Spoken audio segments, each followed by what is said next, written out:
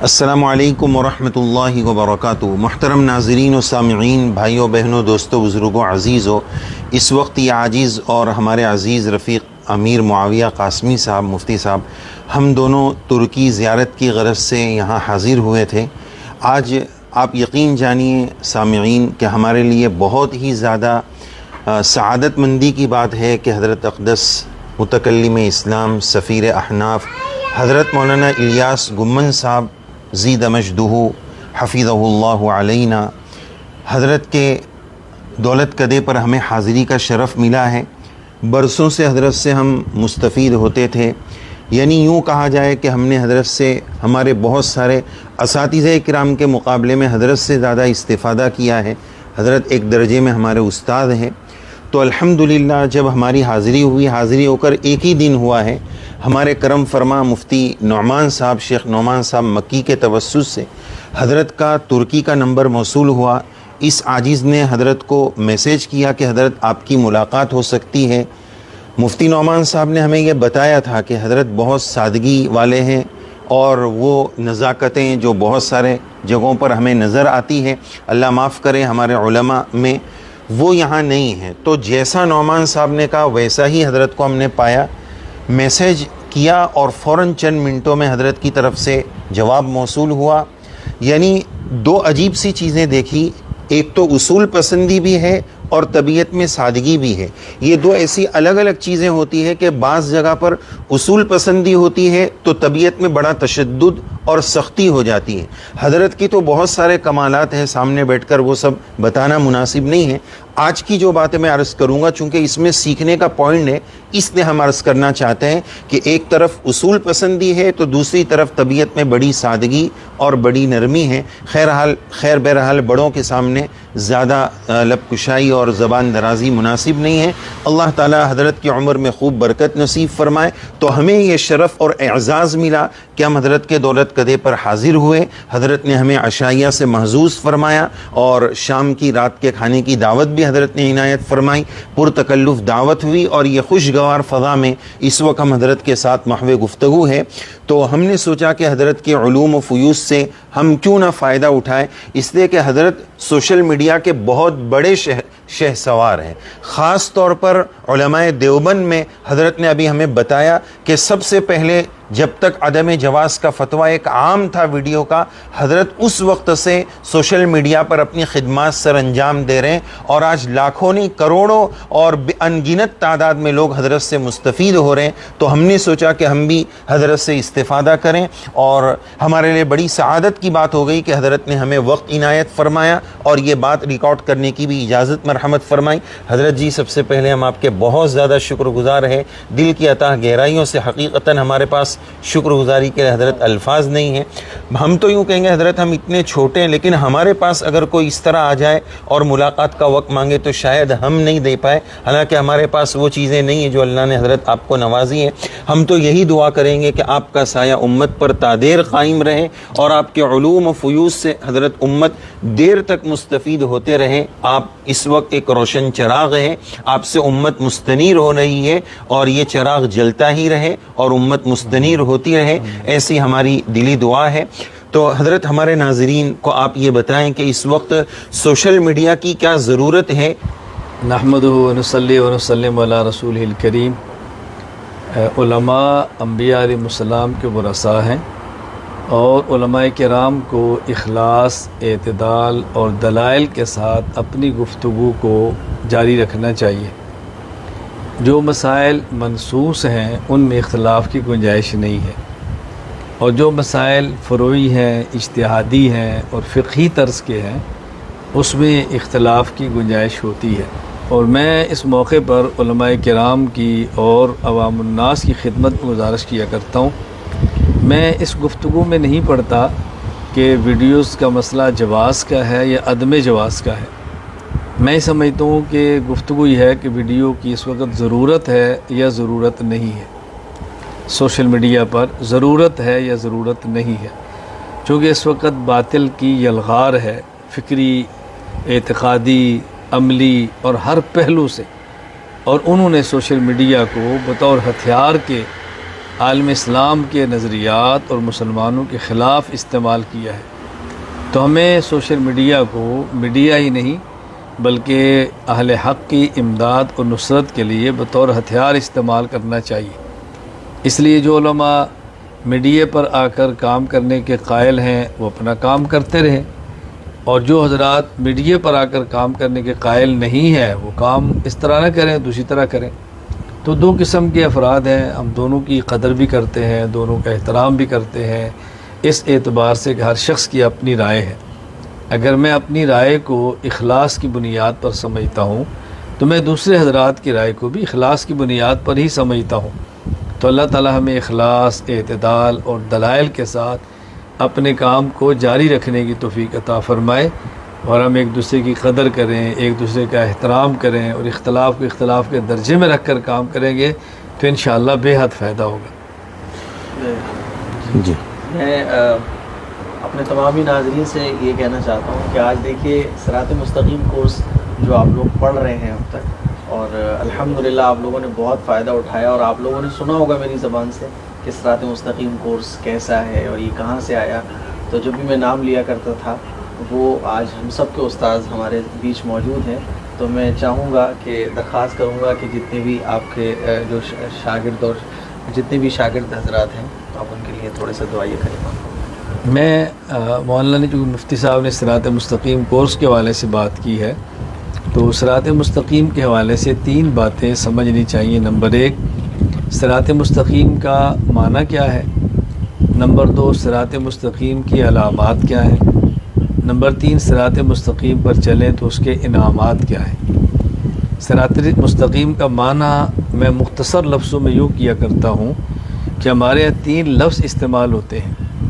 Number 1، حد سے گزرنا، نمبر 2، حد سے اترنا، نمبر 3، حد پہ رہنا۔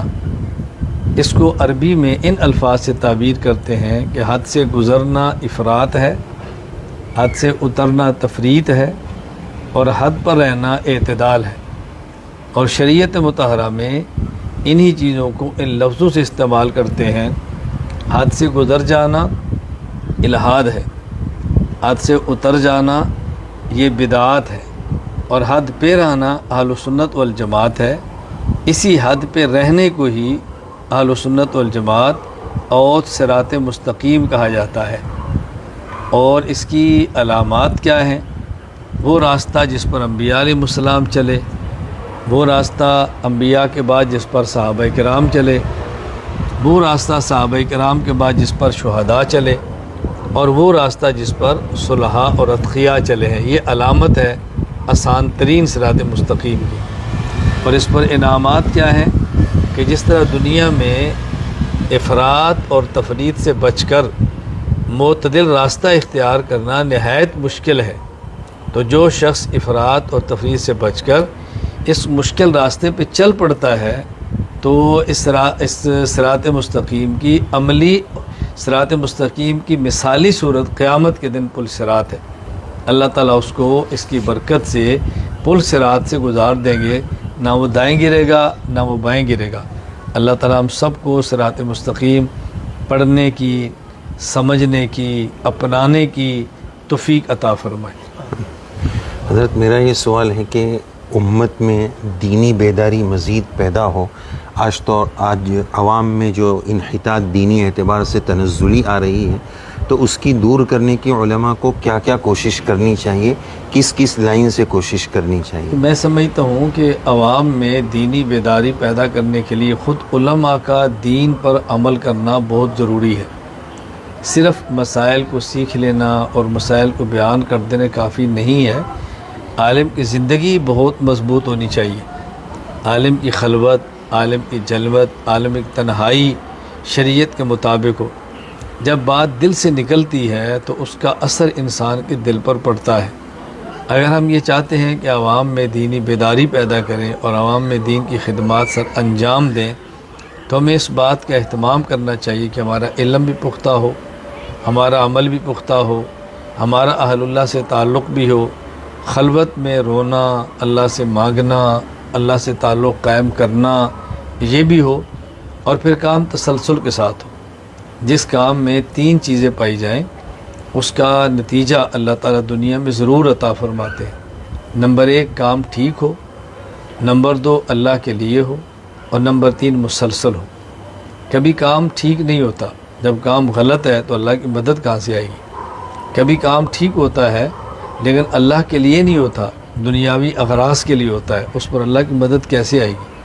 کبھی کام ٹھیک بھی ہوتا ہے، اللہ کے لیے بھی ہوتا ہے، لیکن مسلسل نہیں ہوتا، اس پر بھی اللہ کی مدد نہیں آتی۔ تو کام ٹھیک ہو، اللہ کے لیے ہو اور مسلسل ہو تو اللہ تعالیٰ مدد فرماتے ہیں۔ 2 چیزوں کا خیال کرنا ضروری ہے، یا تو مسائل بتانے والا خود ثقہ عالم ہو اور اس کا مطالعہ اچھا ہو، علماء کا اس کے اوپر اعتماد ہو، صرف اس کا اپنا مطالعہ کافی نہیں ہے، اس وقت کے علماء اس پر اعتماد کرتے ہوں۔ ایک صورت تو یہ ہے۔ دوسری صورت یہ ہے کہ آدمی کا اپنا مطالعہ کمزور ہو، اپنا علم پختہ ہو، لیکن وہ کسی پختہ صاحب علم سے رابطے میں ہو، اس کے ساتھ ان کا تعلق ہو، اور وہ اپنی بات نقل کرنے کی بجائے کسی پختہ اور جید عالم کی بات کو نقل کرے۔ 2 چیزیں ہوں تو پھر تو بہت اچھا ہے، اور اگر آدمی کا اپنا علم پختہ بھی نہ ہو اور کسی پختہ کی رائے نقل بھی نہ کرے تو میں سمجھتا ہوں کہ اس میں پھر فائدہ نہیں ہوتا۔ بہت شکریہ۔ اچھا حضرت، ہمارا جو جمعہ میں علماء وعظ فرماتے ہیں تو عالم کا وعظ کیسا ہونا چاہیے؟ بعض مرتبہ سیاسی گفتگو ہوتی ہے تو اس کو بے دینی سمجھا جاتا ہے، اور بعض مرتبہ یہ کہ مطالعہ نہیں ہوتا ہے تو کبھی ادھر چلے گئے کبھی ادھر چلے گئے۔ میں اس تعلق سے جمعہ عالم کو جمعہ میں اس بات کا خیال کرنا چاہیے کہ عوام کی ضرورت کیا ہے، جو موقع کی ضرورت ہے اس کے مناسب گفتگو کرنی چاہیے۔ یہ عالم کا حق، عالم کی ذمہ داری ہے۔ ظاہر ہے سیاست شریعت کے مطابق ہو تو وہ بھی دین ہے، دین کا حصہ ہے، کوئی دین سے الگ نہیں ہے، بس ہونی شریعت کے اصولوں کے مطابق چاہیے۔ میں نے خود اس کے لیے اہتمام کیا ہے کہ ہماری ایک کتاب ہے واعظ و نصیحت، ابھی الحمدللہ اس کی 6 جلدیں چھپ گئی ہیں، وہ ہر ہفتے کا واعظ ہے، اس میں میرے سامنے عوام بھی ہیں اور علماء بھی ہیں۔ اگر کوئی عالم اس واعظ و نصیحت کو اپنے پاس رکھ لیتا ہے تو سال بھر میں اس کو مدلل جمعے مل سکتے ہیں کہ وہ ہر جمعے کو نیا گفتگو، نئے عنوان پر گفتگو کرے تو دلائل کے ساتھ کر سکتا ہے۔ ہم نے اس ضرورت کو بھی پورا کرنے کی اپنے حد تک کوشش کی ہے۔ بہت شکریہ حضرت، بڑی اچھی بات آپ نے یہ عنایت فرمائی، بلکہ ہم درخواست کریں گے ناظرین کے سامنے کہ حضرت وہ مواد ہمیں بھی مل جائے۔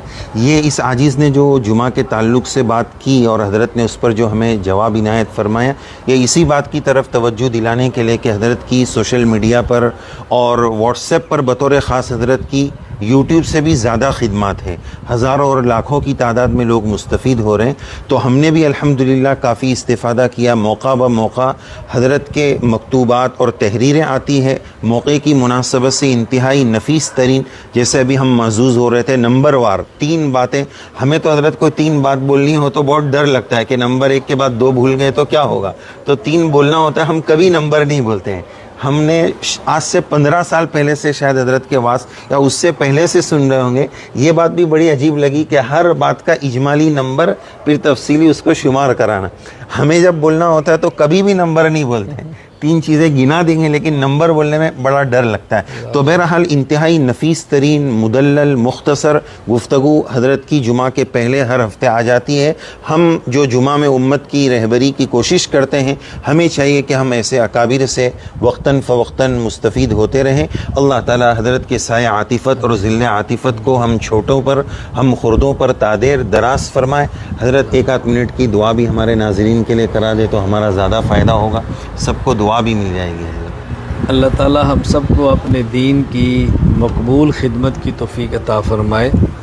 اگر اللہ تعالی ہماری جان، ہماری اولاد، ہمارا مال، ہمارا سب کچھ اپنے دین کے لیے قبول فرما لیں گے تو یہ اللہ تعالیٰ کا ہمارے اوپر احسان ہوگا۔